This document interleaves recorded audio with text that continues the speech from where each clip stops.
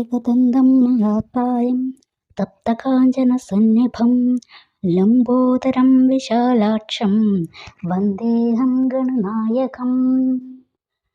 बुद्धिं देहि यशो देहि कवित्वं देहि देहि मे मूढत्वं संहर देवी त्राहि मां शरणागतम्।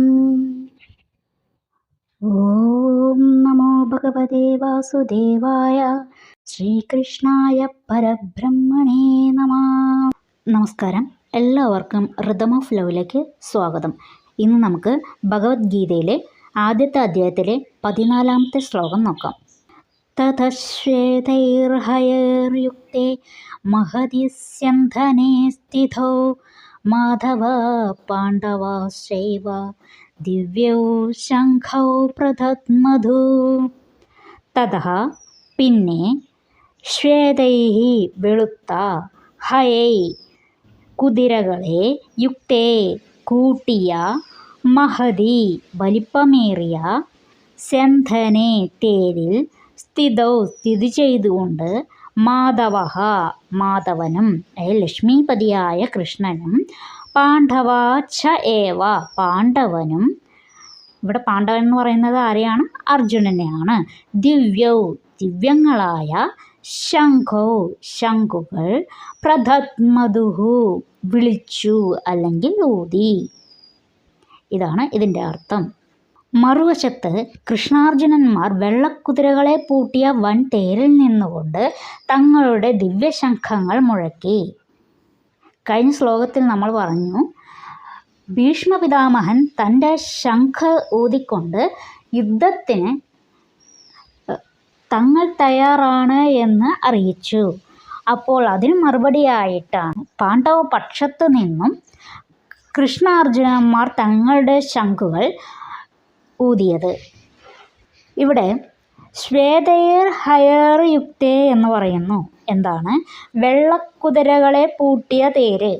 ഈ വെള്ളക്കുതിരകളെ പൂട്ടിയ തേര് എന്ന് പറയുമ്പോൾ ഇവിടെ മറ്റൊരു അർത്ഥം കൂടി അല്ലെങ്കിൽ മറ്റൊരു സങ്കല്പം കൂടി ഉണ്ട്. എന്താണത്? കഠോപനിഷത്തിലാണ് ഈ സങ്കല്പത്തെക്കുറിച്ച് പറയുന്നത്. നമ്മുടെ ശരീരം എന്ന് പറയുന്നത് കുതിരകളെ പൂട്ടിയ രഥമാണ്. പഞ്ചേന്ദ്രിയങ്ങളോ കുതിരകളാണ്. 5 കുതിരകളാണ്, വെള്ളക്കുതിരകളാണ് ഉള്ളത്. ആ 5 ഇന്ദ്രിയങ്ങളെ സൂചിപ്പിക്കുന്നതാണ് ഈ കുതിരകൾ. ഇനി സാരഥിയോ ബുദ്ധിയാണ്. സാരഥി ആരാണ് ഇവിടെ? കൃഷ്ണനാണ്. ആ കൃഷ്ണൻ ആണ് സാരഥി. ആ സാരഥിയെ എന്തിനാണ് സൂചിപ്പിക്കുന്നത്? ബുദ്ധിയാണ് സൂചിപ്പിക്കുന്നത്. രഥമാർഗം ലോകവിഷയങ്ങളാണ്. കടിഞ്ഞാൺ മനസ്സ്. അപ്പോൾ ബുദ്ധി സത്യബോധം ഉൾക്കൊണ്ടുകൊണ്ട് രഥത്തെ നടത്തിയ അല്ലെങ്കിൽ തെളിയിച്ചാൽ ജീവിതം ലക്ഷ്യത്തിലേക്ക് എത്തും. ഇന്ദ്രിയങ്ങൾക്ക് അടിമപ്പെട്ടിട്ടാണ് ഈ രഥം തെളിക്കുന്നതെങ്കിലോ ഈ രഥം എവിടെയെങ്കിലൊക്കെ ചെന്നുപെട്ട് ജീവിതം നാശത്തിലേക്കായിരിക്കും പോകുന്നത്. അപ്പോൾ ഈ രഥത്തെ തെളിയിക്കാൻ എന്ത് വേണം? ബുദ്ധി വേണം, മനസ്സ് വേണം, നല്ല മനസ്സ് വേണം. ഈ ബുദ്ധി മനസ്സിനെ നിയന്ത്രിക്കണം. ഈ മനസ്സും ബുദ്ധിയും ചേർന്ന് എന്തിനെ നിയന്ത്രിക്കണം? രഥത്തെ നിയന്ത്രിക്കണം. എങ്കിൽ മാത്രമേ പഞ്ചേന്ദ്രിയങ്ങളെ വിജയിക്കാനായിട്ട് നമുക്ക് സാധിക്കുകയുള്ളൂ. ഈ ഒരു മനുഷ്യൻ്റെ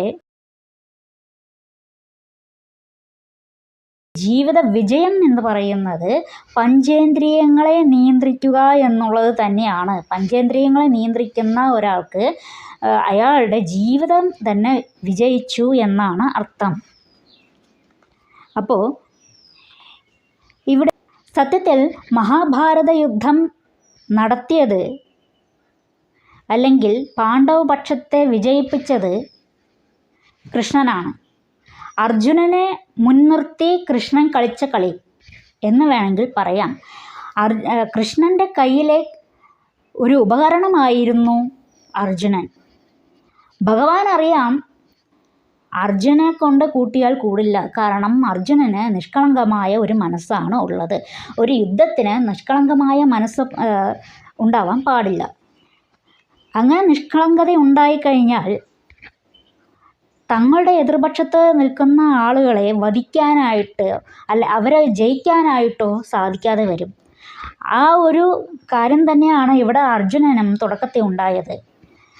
തൻ്റെ പിതാമഹന്മാരെയും ഗുരുക്കന്മാരെയും എങ്ങനെയാണ്, ബന്ധുക്കളെയൊക്കെ എങ്ങനെയാണ് താൻ വധിക്കുക എന്ന് ആശങ്കപ്പെട്ട് നിന്നപ്പോൾ ഭഗവാനാണ് അർജുനനെ വഴിനയിച്ചു കൊണ്ടുപോയത്. അതുകൊണ്ട് തന്നെയാണ് പറയുന്നത് മഹാഭാരത യുദ്ധം നടത്തിയത് കൃഷ്ണനാണ് എന്ന്. ഭഗവാന് അത് ആവശ്യമായിരുന്നു. കാരണം അധർമ്മത്തെ ജയിക്കാൻ അതേ വഴിയുണ്ടായിരുന്നുള്ളൂ. ഇനി അടുത്ത ശ്ലോകം നമുക്ക് അടുത്ത ദിവസം നോക്കാം. ഇത് എല്ലാവർക്കും മനസ്സിലായിട്ടുണ്ടാകും എന്ന് വിചാരിക്കുന്നു. വീഡിയോ ഇഷ്ടപ്പെട്ടാൽ മറ്റുള്ളവരിലേക്ക് ഷെയർ ചെയ്യുക, ലൈക്ക് ചെയ്യുക, സബ്സ്ക്രൈബ് ചെയ്യുക. എല്ലാവരും ഭഗവാൻ അനുഗ്രഹിക്കട്ടെ. ഹരേ കൃഷ്ണ.